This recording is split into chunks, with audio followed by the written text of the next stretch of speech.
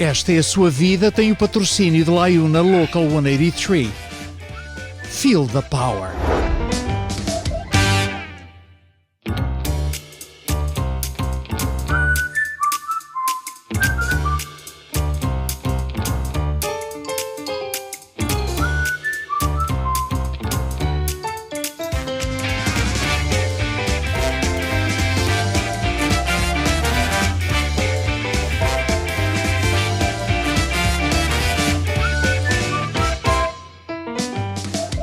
Ora bem, saudações a todos. Se o nosso convidado de hoje tivesse vivido em tempos idos, digamos, na altura das cruzadas, teria sido, pelo certo, considerado como uma espécie de cavaleiro hospitalário, dedicado não só a velar de doentes, mas a militar ao lado dos mais fracos. Referimos-nos ao Tony Letra, a quem eu desejo muito boas-vindas. Muito obrigado por me ter convidado a este programa. É um prazer, meu caro Tony. Eu começo sempre pelas origens. É uma maneira fácil da gente começar, não é? Boa ideia. E na sua biografia, eu achei muita piada porque refere-se à aldeia onde nasceu, que é a aldeia de Nora, Mursa, Trás-os-Montes, como uma simpática aldeia. Simpática, hein? Sim, é uma aldeia muito simpática, primeiro por estar rodeada de uns campos verdejantes, sobretudo colorida, matizada por oliveiras, há muito olival, chamam-lhes a terra quente, vinhas, é dali que o vinho do Porto tem origem.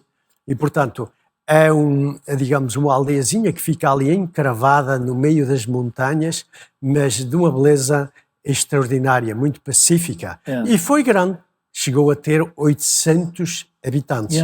E presentemente está um bocadinho mais diminuída, mas ainda continua bastante visível e como cabeça de freguesia, digamos assim. E as pessoas são tão simpáticas quanto a aldeia?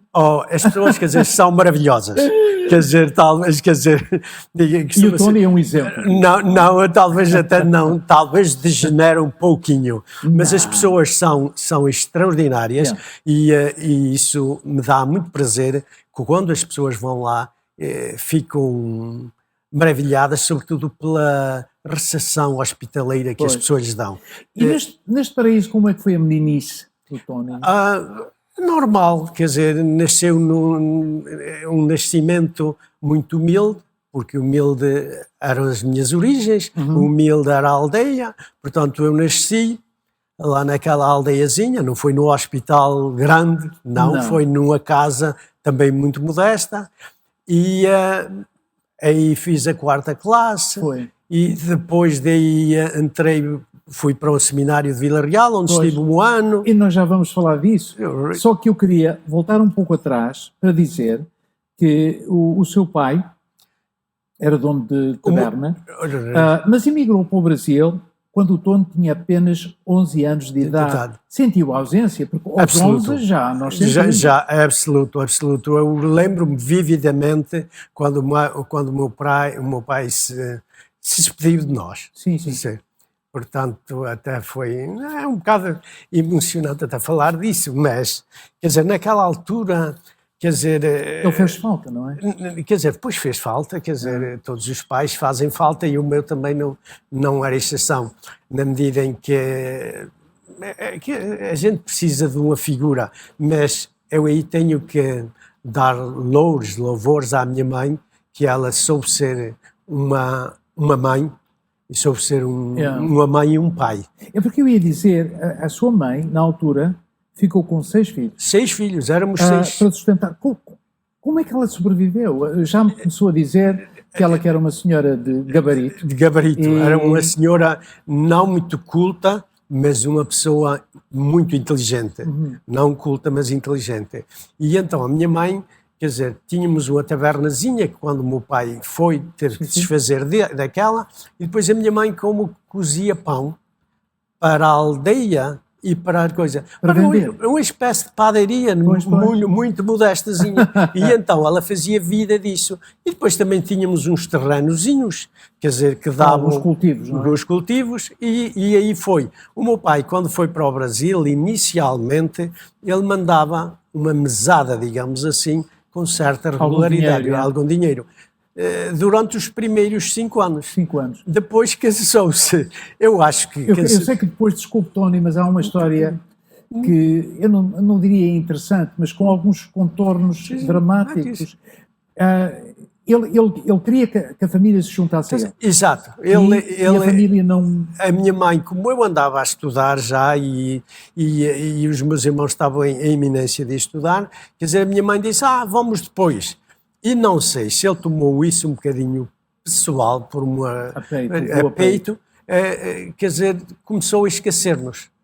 Esqueceu-nos e foi. E passado foi ao ponto de separar, não é? De separar da família. Quer dizer, ele depois não deixou de contatar connosco.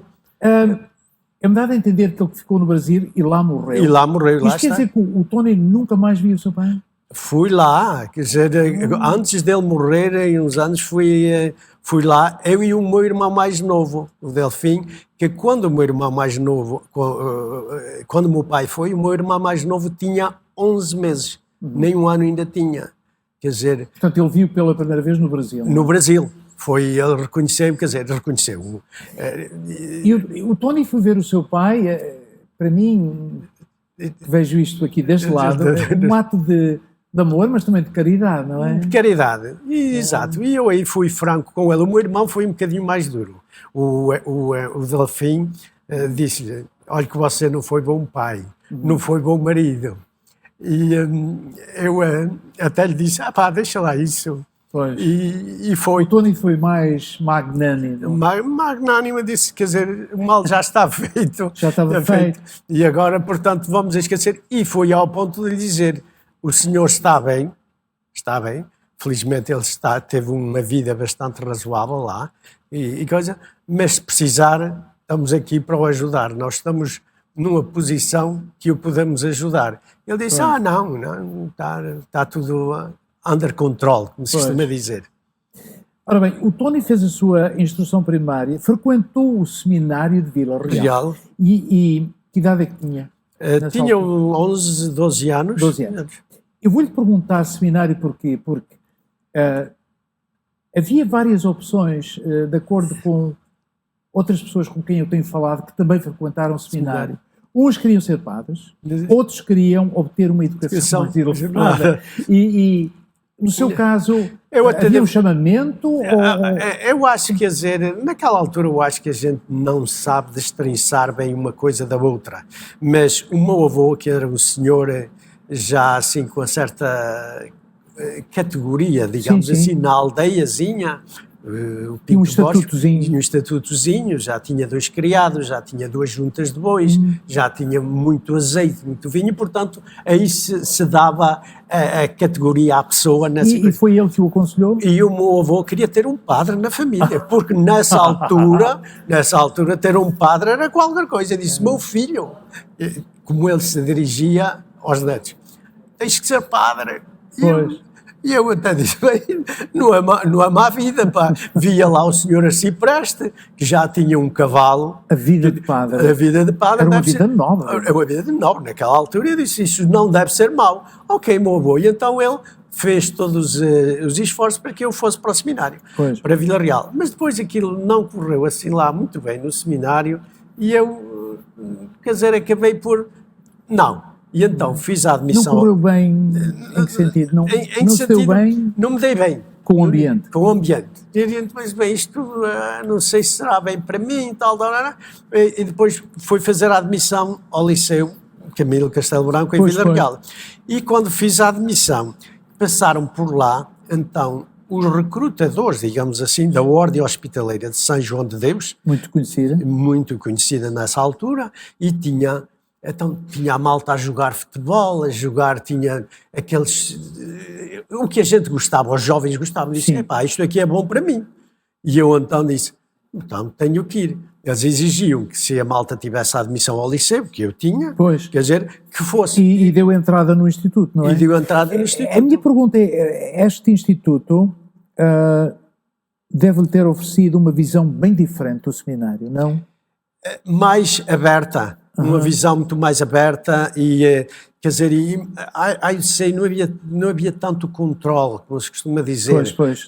Não era tão militarista. Rígido, não tão militarista e tinha mais aspecto recreativo. Tinha futebol, tinha voleibol, ainda partia um dedo lá, que ainda tem uma sequela. Quer dizer, tinha isso. E então, na juventude, eu acho que isso para mim atraía-me um pouquinho. Muito importante. Era muito importante. O que é que aprendeu neste instituto que lhe tenha servido para a vida? Muito. Aquilo eu devo, quer dizer, hoje eu devo dizer que as raízes que tomei ali seguraram-me na vida e ajudaram muito pela vida fora. Primeiro, quer dizer, aquilo era um instituto que tinha um colégio uniformizado, onde tinha professores da ordem, de padres e coisa, e tinha militares, quer dizer, aquilo ficava perto de Sintra, e professoras e coisa, portanto já era uma coisa mais aberta ao público. Eu disse, isto é coisa. Portanto, a gente estudava lá, tinha as aulas lá, e íamos fazer depois os ciclos, quer dizer, o segundo ano, quer dizer, e o segundo ciclo, o quinto ano e o terceiro, quer dizer, ao Passos Manuel a Lisboa. E então, aquilo era um bocado de disciplina, no aspecto que eles davam um bocadinho de liberdade, mas também não alargavam. Havia um equilíbrio. E ajudava-nos a estudar. Que então, o que eles diziam, quando a gente ia ao Liceu Passos Manuel, eles viam lá as notas, e então tinha à frente São João de Deus, Colégio São João de Deus, Colégio São João de Deus. Sempre à frente. E as notas eram 18, 19, diziam, estes são malucos, são os malucos de São João de Deus, porque a Ordem de São João de Deus, predominantemente, dedicava-se a cuidar dos doentes mentais. E então, quando viu, estes são malucos, porque a malta era um bocadinho fora do normal. Mas porquê? Porque a gente tinha um ritmo de vida, e eles como obrigavam-nos, quer dizer, de certa maneira, a estudar, e tínhamos disciplina. Não era que a gente fosse mais inteligente do que os outros, não é? Aliás, fez uma licenciatura em filosofia. Exato, a gente fazia o liceu, o 7º ano, e depois havia hipóteses. Uns iam para médicos, outros iam para isto, outros para aquilo. Por que filosofia, Tony? Não, porque eles eram o que dirigiam, era o que eles indicavam mais. Quer dizer, porque isso habilitava automaticamente a ser professor. Viam as tendências da pessoa. Exato. E sugeriam. Eles sugeriam. Ele tinha o diretor, nunca me posso esquecer, aquele senhor, padre David Ramos Fernandes, que era um senhor nobre, um senhor de inteligência magnânima. Ele foi tirar um doutoramento também em filosofia a Roma, e ele de lá lembrou-se de 180 alunos. Ele mandou de lá uma estampazinha, um santinho, como a gente dizia, que sem dizer o nome, dizia assim, a minha era, não um homem de letras, mas um letra somente, bem me parece a mim que é rapaz inteligente.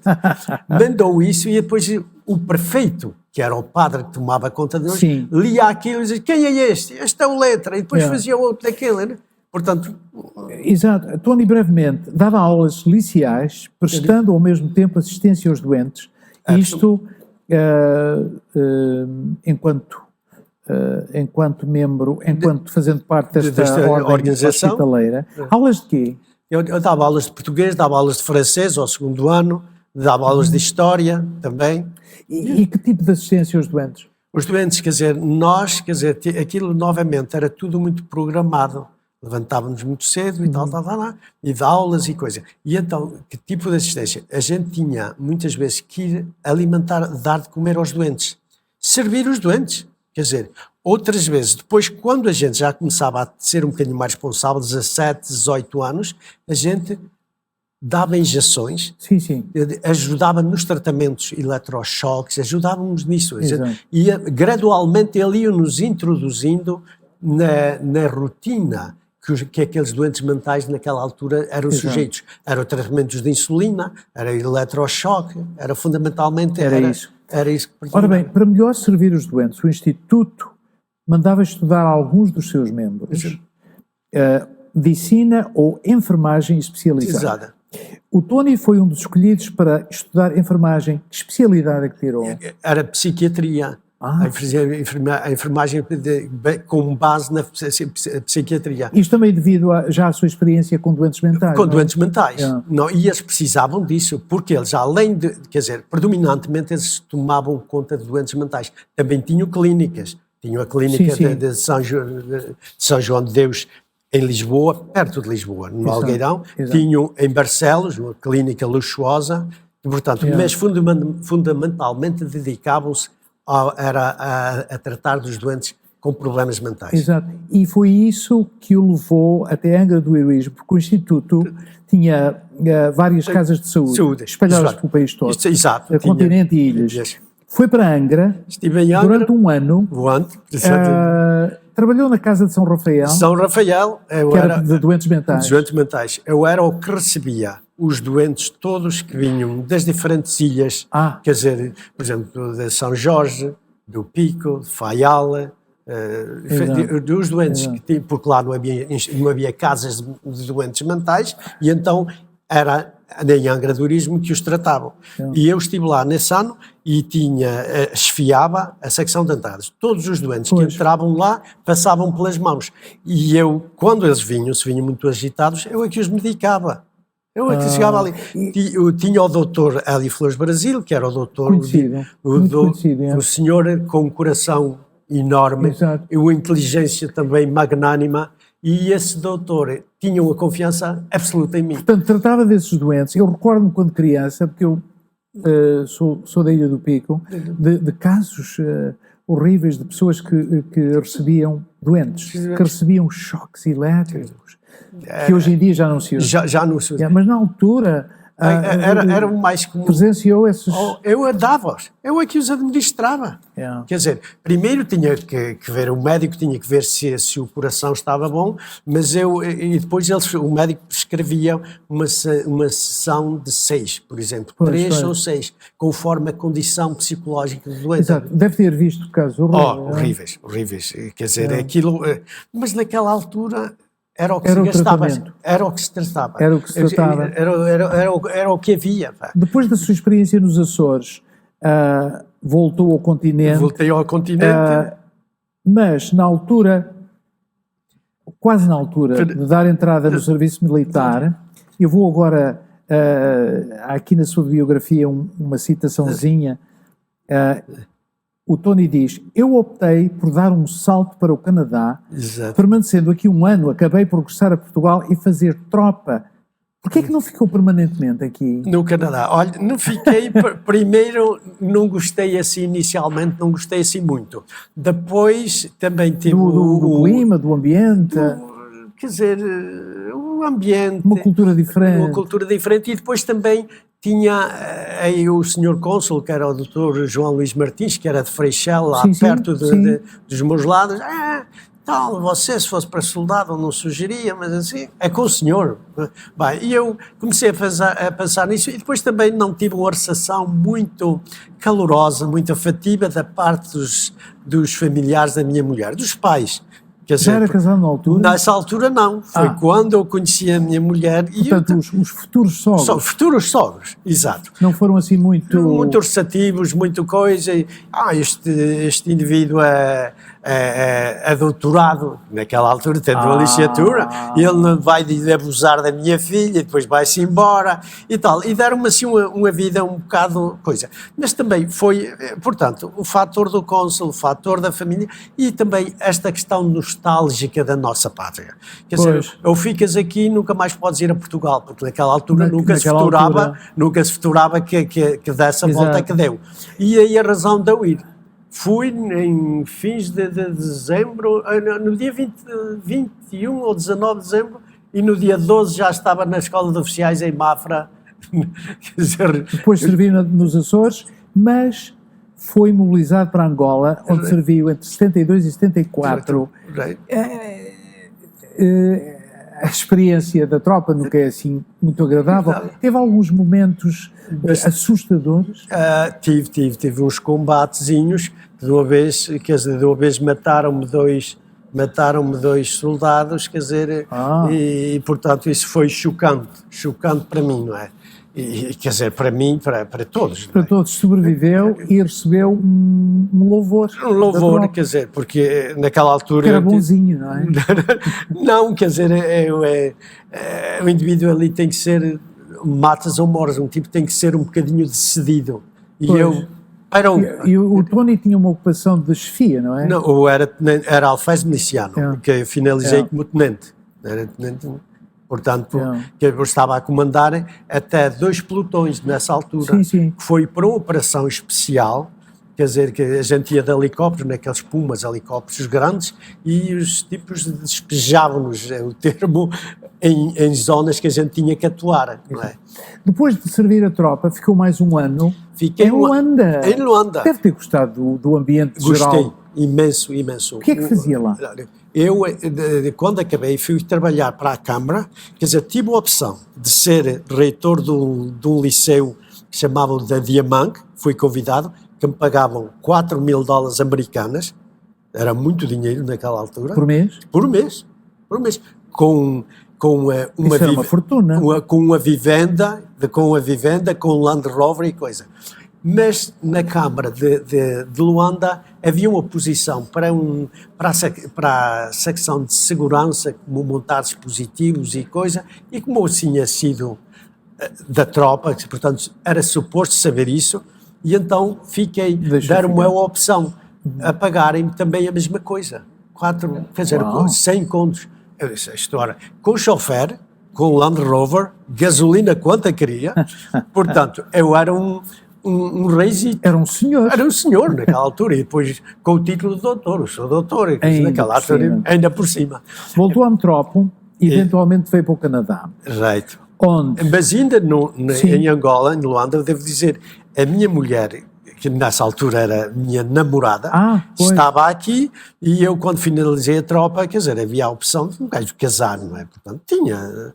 E disse à minha mulher, olha, se quiseres casar comigo, tens que vir aqui, porque eu não estou na condição de... Não quero ir agora para o Canadá. E tal, lá. E ela foi daqui, então acabamos por casar em Luanda.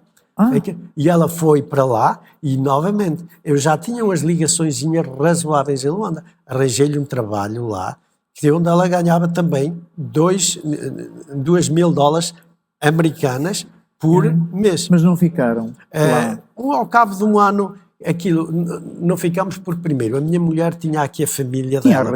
Tinha raízes aqui, tinha vindo para aqui pequenita e tal, e coisa. Vamos para lá, tu também, coisa. E depois também, Angola começou a deteriorar-se um pouquinho. Depois da Revolução. Depois da Revolução. E o branco e as coisas não estavam a carburar assim muito bem. E eu disse assim, este ambiente não me agrada. Independentemente de gostar muito de Angola, do país, maravilhoso, quer dizer, com muitos recursos e tudo, disse, isto aqui não está controlado. Portanto, no Canadá, é surpreendente, porque muitos imigrantes, quando chegam aqui, vão logo trabalhar exclusivamente. No seu caso, estudou 2 anos no Seneca College, 4 na Universidade de York e finalmente concluiu o Master em Social Work na Universidade de Toronto.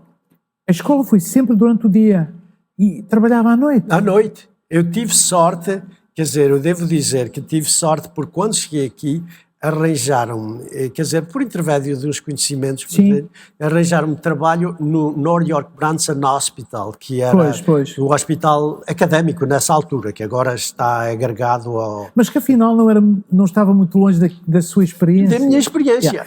A minha pergunta era, como é que consegui todo este malabarismo? Escola durante o dia, trabalho à noite, não dormia? Não fácil. Não era fácil. Não dormia? Não, mas a situação é assim, Bill. Eu, por exemplo, saía às 9 da manhã de casa, quer dizer, ia para as aulas, aqui, não vinha à casa, comia lá nas cantinas e às 3h30 até às 11h30 da noite começava a trabalhar no hospital.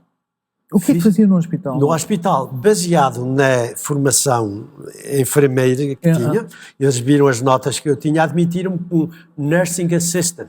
Era Era um orderly, praticamente, Pois, mas já mas tinha um assistente- títulozinho de nurse.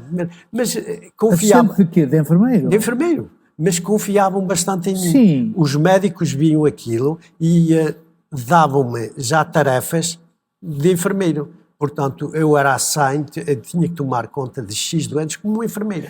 E, portanto, tirava-lhe a temperatura, tirava-lhe isto, fazia algaliabos, fazia isso Pois, tudo. durante estes anos de escola e trabalho simultâneo, obviamente que não teve privações financeiras, mas falta de tempo para outras coisas, não? Tudo. Quer dizer, a minha vida aí foi porque eu estava habituado a ter uma vida razoável, ir ao cinema e tinha... Mas não havia tempo. Não, claro, eu aí, e os dias de folga que eu tinha, das 2 noites que eu tinha, ou dos 2 dias que tinha de folga, eu usava-os para fazer os papers, como eles diziam, o research, que tinha que fazer os trabalhos para o... Tinha que estudar. Que eu tinha que estudar. Quer dizer, estudar até nem era preciso muito, sabe, porque nós, em Portugal, eu já tinha uma formação que tinha muito boa. Eu, por exemplo, digo com certa, quer dizer, não é vaidade, com certa verdade, que eu, por exemplo, no Seneca College, nos 2 anos, tirei 32 subjects. E foram 31 A's. Matérias. Quantas? 30 E 32. Uau. Portanto, porque eram 2 anos, eram 6 semestres.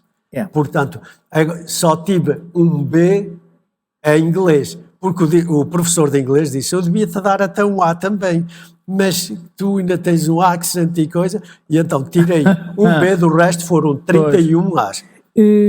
Na York, fui para a York, eu também com a bagagem que tinha da Universidade de Portugal. Foi relativamente fácil. Foi relativamente fácil. Os tipos mesmo diziam, tu tens um degree? Eu disse, tenho.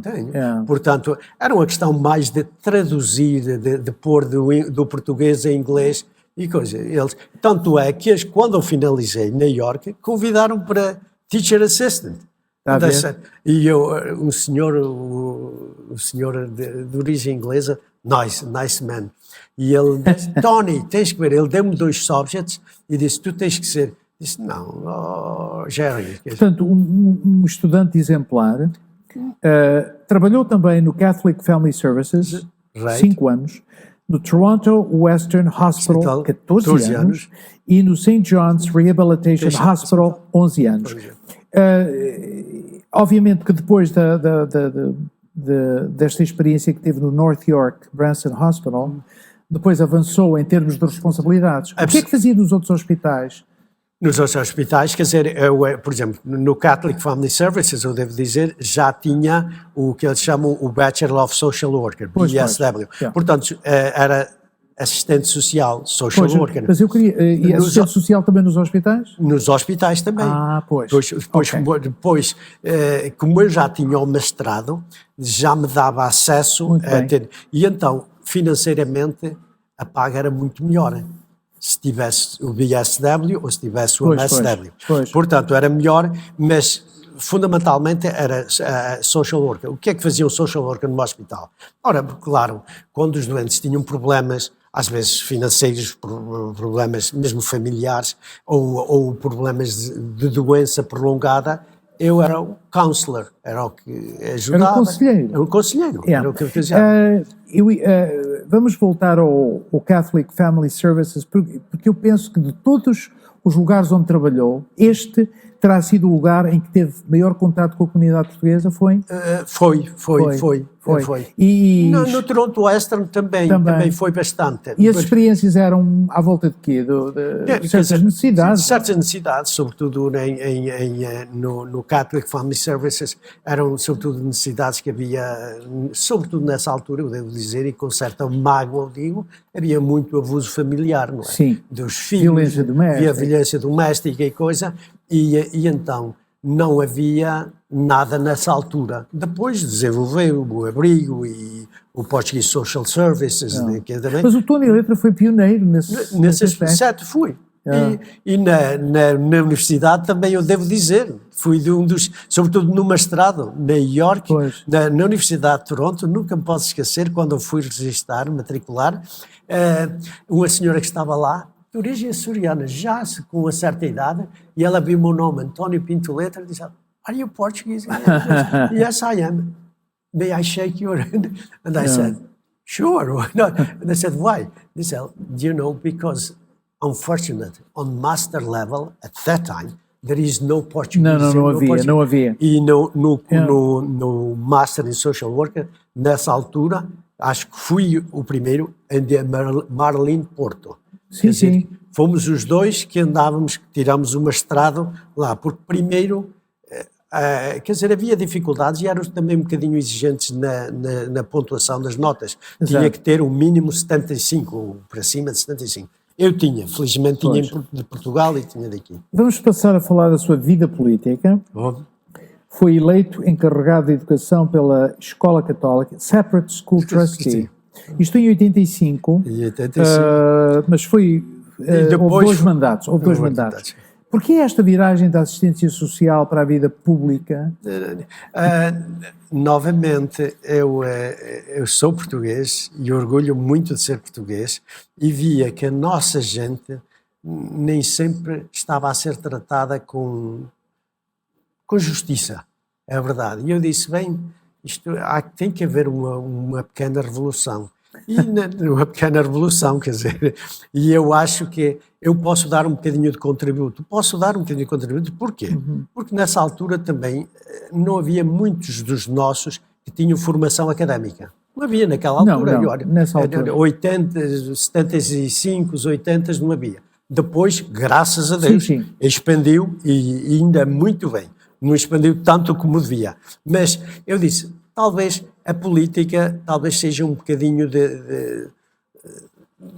uma maneira de eu ajudar a minha comunidade um bocadinho melhor. E então, educação também. Eu sempre valorizei a educação. Eu sempre disse, se uma pessoa educada pode evitar grandes males e resolver melhor os problemas. Eu recordo-me das suas campanhas intensas, o tom e letra por todo o lado. Fez uma campanha de grande contato com o público. Com o público. Quer dizer, eu via porque a nossa gente, por história, não era assim muito envolvida na política. Não era envergonhada? Exato, tinha vergonha. Quer dizer, lembro-me quando ia bater às portas, não quero nada desses políticos e coisas. Disse ao senhor, Era quase como a polícia. Eu recordo uma altura em que nós coletivamente não gostávamos da polícia. Devido também ao nosso antecedentes. Mas falando da sua ação política, eu vou-lhe fazer uma pergunta assim repentina. De onde é que vem o título Letra Miraculoso? Letra Miraculoso, porque até aí diferentes pessoas tinham concorrido para trás de ti, ou para outros cargos políticos, mas ninguém tinha conseguido. Eu devo dizer, e digo com certa humildade e ao mesmo tempo vaidade, uma vaidade humilde, quer dizer que fui o primeiro político a ser eleito orgulho, não é? em pequena escala, mas fui. Mas eu também sempre antevi, uma casa tem que começar pela base. Alicerce. E eu então disse, bem, eu vou para isso. E então concorri numa área que era predominantemente portuguesa e eu consegui mobilizar a nossa gente com certa extensão. Estava lá um senhor que era o Franklin Frank for 24 years, intocável, ninguém derrotava aquele senhor. E eu então mobilizei as minhas tropas e coisa. E ganhou. E ganhei. E daí para a frente foi no bordo que eles começavam, what is the miraculous letra? Porque foi como que um milagre derrotar aquele indivíduo que estava lá. Mas também, se calhar miraculoso, eu recordo-me de uma situação de crianças, de pais ilegais. O Tony Letra envolveu-se muito nisso. Muito. Fala um pouco disso. Ora, porquê? As pessoas que vinham para aqui e estavam numa situação ilegal retraíam-se de pôr as crianças na escola. Tinham medo. Novamente, tinham medo. E eu disse, vocês não têm que ter medo, os vossos filhos têm os mesmos direitos que os meus e que os outros, que os do primeiro-ministro. Ir para a escola e tal. Mas senhor... E muitos acabaram por ir para a escola, não é? Mercê do seu trabalho. Exato. E eu aí devo dizer, quer dizer, chegava a pegar neles, lá embaixo na colas, no meu carro, levava-os ao bordo, registava-os e coisa, ainda lhe pagava o café. Quer dizer, e nunca queriam pagar, mas nunca a letra levou um centavo nenhum. Nunca. Eu disse, fazia isso por querer. No bordo, a diretora das admissões, uma vez insinuou insinuou que eu que levava dinheiro, porque eu levava lá tantos. Eu chegava a levar lá aos 16.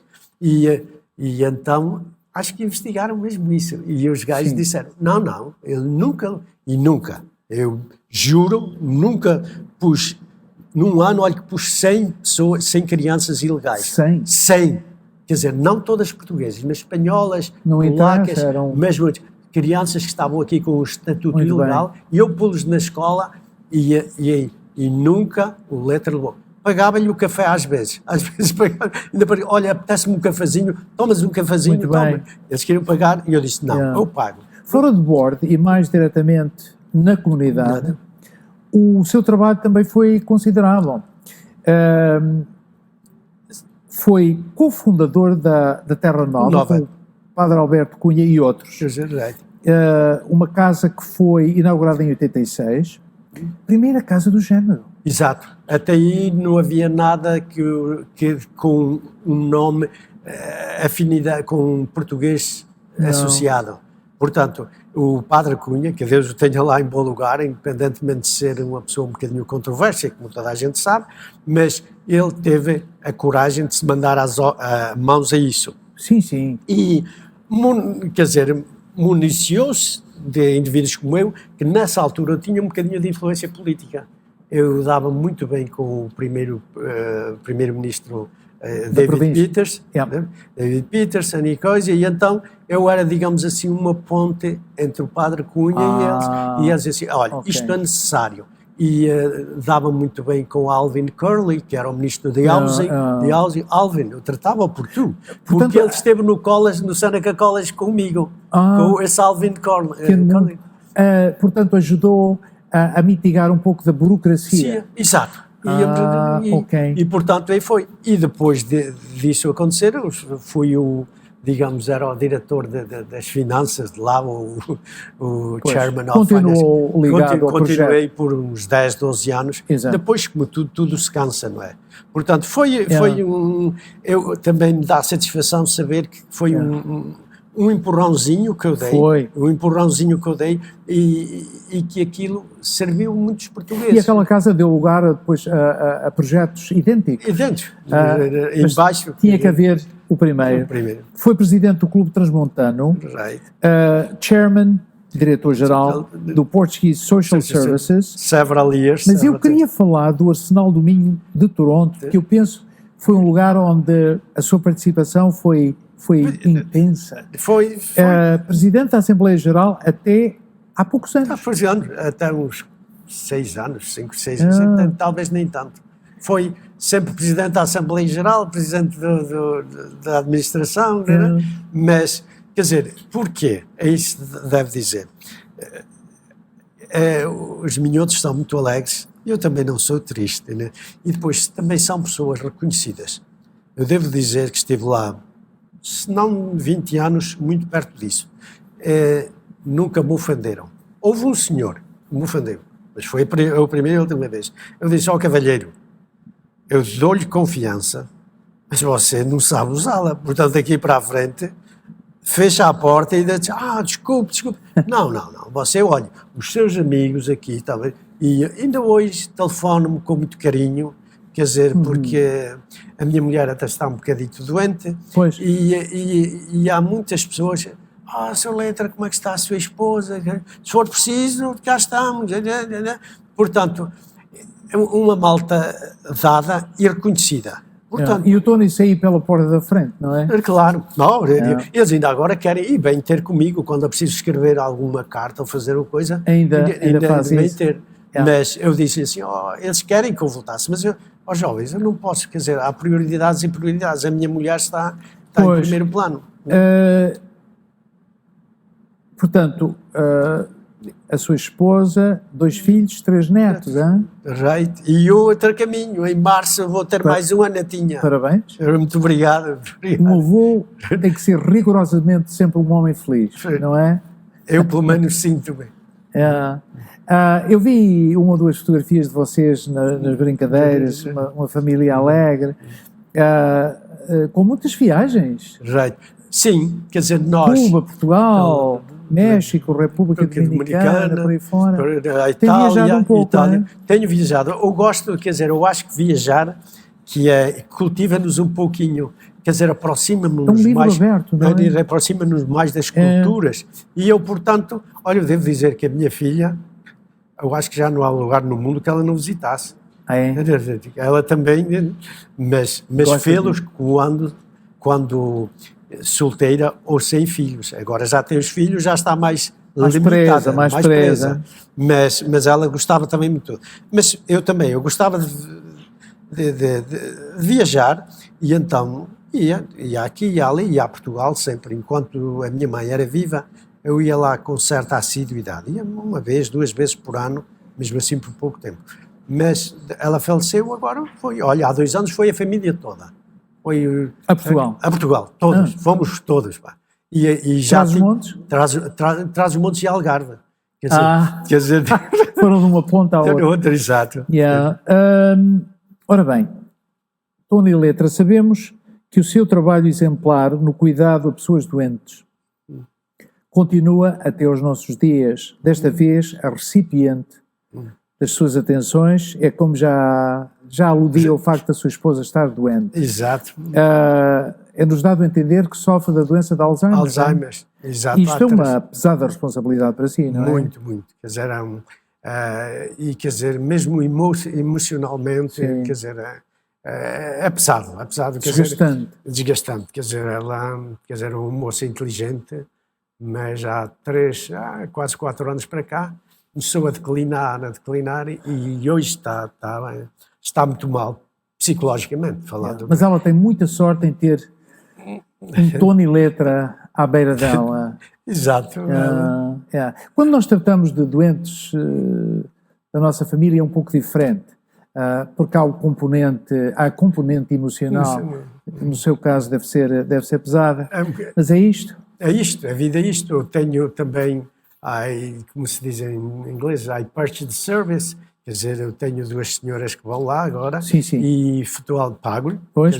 E futuramente talvez tenha que talvez por uma pessoa permanentemente. Poderás chegar a essa altura. Presentemente ainda vamos manobrando assim. Ora bem, com todos estes afazeres e preocupações, ainda continua ligado à comunidade. Eu ouvi há poucos minutos que ainda escreve cartas para pessoas. Exato.